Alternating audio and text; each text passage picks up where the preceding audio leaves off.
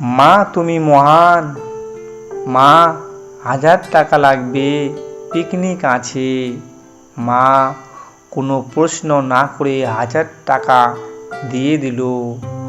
ছোটবেলা থেকে বাবাকে হারিয়েছে শুভেন্দু, আছে বলতে শুধু মা, যিনি তাকে আগলে রেখেছেন তার সকল স্নেহ ভালোবাসা দিয়ে, তার সকল আবদার মিটিয়েছেন নির্দ্বিধায়। শুভেন্দুর নামি কলেজের ইঞ্জিনিয়ারিং ছাত্র, হ্যাঁ মেধাবী ছাত্র, আসছে হেঁটে হেঁটে বন্ধু বান্ধবীদের সাথে বাজার করতে, পিকনিকের জন্য বাজার। অতি চেনা পরিচিত একটা মুখ সামনে ভেসে উঠল শুভেন্দুর। সে খেয়াল করেনি বন্ধুদের সঙ্গে বকতে বকতে ঠিক এদিকে চলে এলো। হঠাৎ করে মনে পড়ে গেল সব কথা। বড় ভুল করে ফেলল সে। এদিকে কেন আসতে গেল? সামনে একটু দূরে একজন সবজি বিক্রেতা টাটকা সবজি নিয়ে বসেছিল তার কাছে। তাদের প্রয়োজনের প্রায় সব সবজি ছিল, কিন্তু না, তারা গেল না শুধু শুভেন্দুর অনুরোধে। শুভেন্দুর বক্তব্য ছিল যে ওই সবজি বিক্রেতাটা একজন চোর, সব সব সব জিনিসের বেশি দাম নেয় আর মানুষ ঠকায়। কেউ তাই ওর কাছে থেকে কিনতে চায় না, দাম বেশি নেয়, আবার সবজিও খারাপ দেয়। শুভেন্দু কিভাবে এসব জানলো? কারণ শুভেন্দুর এই এলাকার বাড়ি, কলেজটা তার বহু দূরে। এই এলাকায় তার কলেজের বন্ধু বান্ধবীরা মিলে পিকনিক করতে এসেছে, কেননা এই এলাকাটা একটা বিখ্যাত পর্যটন কেন্দ্র হিসেবে প্রসিদ্ধ। বন্ধু বান্ধবীরা অনেক অনুরোধ করেছিল তার বাড়িতে আসবার জন্য, কিন্তু না, সে ঠিক কোনো না কোনো ছুতো ধরে তাদের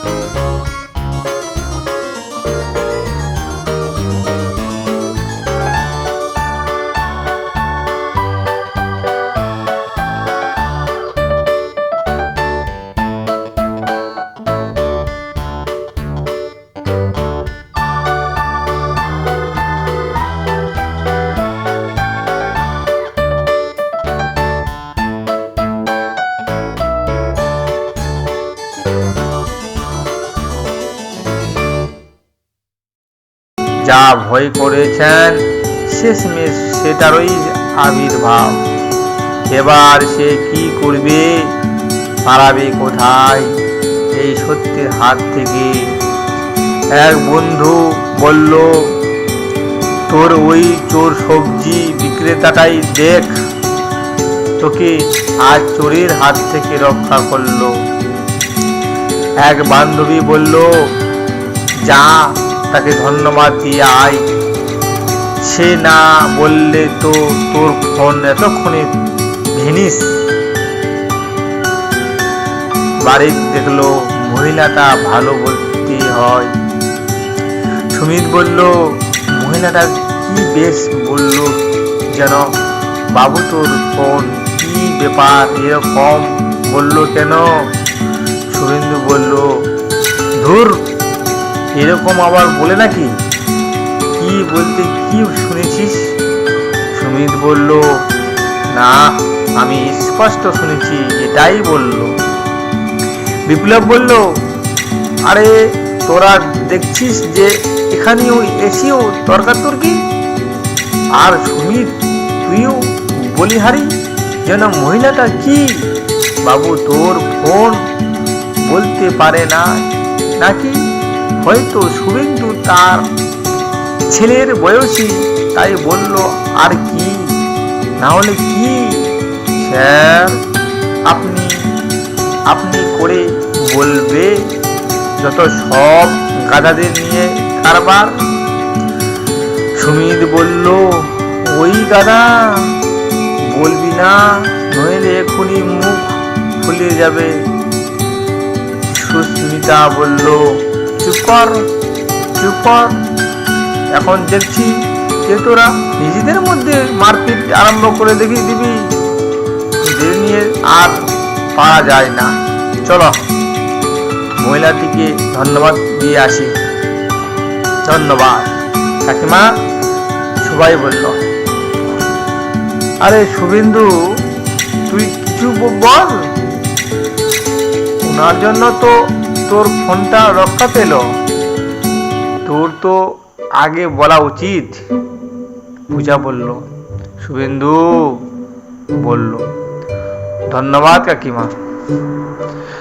মহিলাটার মুখে হাসি ফুটে উঠল। হ্যাঁ, হাসি, হাসিটার মধ্যে কতটা আঘাত, কতটা দুঃখ লুকিয়ে আছে তা কেউ দেখতে পেল না। কাকিমা আর কিছু বললেন না। খুব কম দামি তাদেরকে তাদের প্রয়োজনীয় সব সবজিগুলো দিলেন। তারা আসি বলে গেল, তারা আসি বলে চলে গেল তাদের পিকনিকের উদ্দেশ্যে। এক ফোঁটা জল গড়িয়ে পড়ল নীরবে। সেই মহিলাটির, যার মা আছে, সেই কখনোই গরিব নয়। কথাটা কি ভুল? না, সত্য।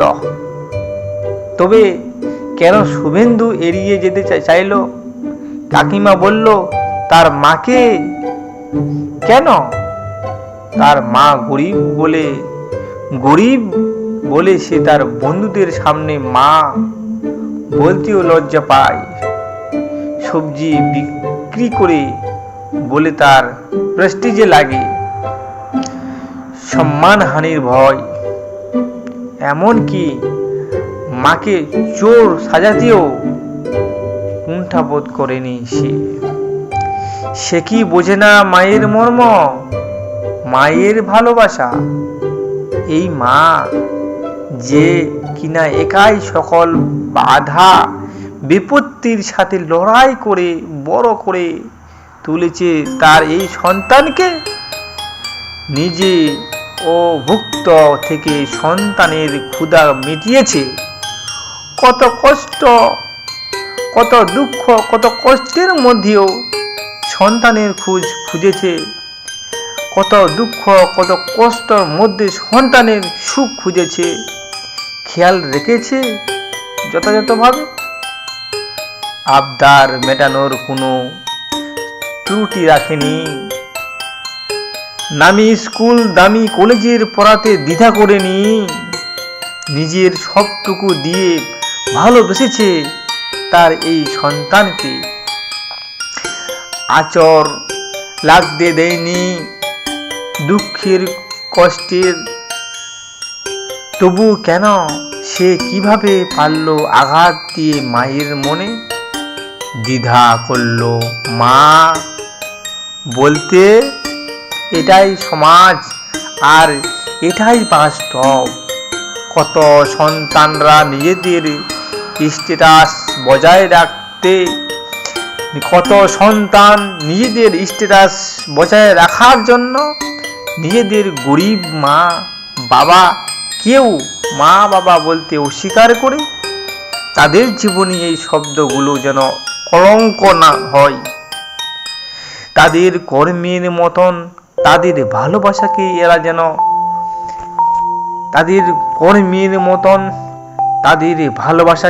এরা যেন ছোট মনে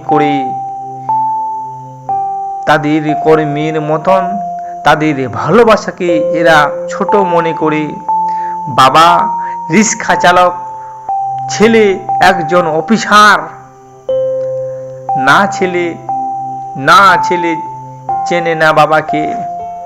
মা রাস্তায় ভিক্ষা করে, ছেলে ব্যাংকের ম্যানেজার। না ছেলে চেনে না মাকে। এরা ঠেলে দেয় মা বাবাকে মৃত্যুর মুখে। সময় আসবে তোমাদেরও হবে একই অবস্থা, একই ফল। নিজেকেও বদলাও, পৃথিবী বদলে যাবে। আর মা ই হয় যে কোনো অবস্থাতেও, যে কোনো পরিস্থিতিও, যে কোনো সময়েও। মা জননী চোখের মনি, অসীম তোমার দান। ঈশ্বরের পরে তোমার আসন, আকাশের সমান। ত্রিভুবনে তোমার মতো হয় না কারো মান। মা তুমি মহান, মায়ের সঙ্গে হয় না কারো তুলনা। মা তুমি মহান। আজকে এই পর্যন্ত আমার গল্পটি শেষ। এরপরে আরও নতুন গল্প আমি ছাড়ব। আমার এই ইউটিউব চ্যানেলকে সাবস্ক্রাইব করো এবং শেয়ার করে দাও অন্যজনকে শোনার জন্য।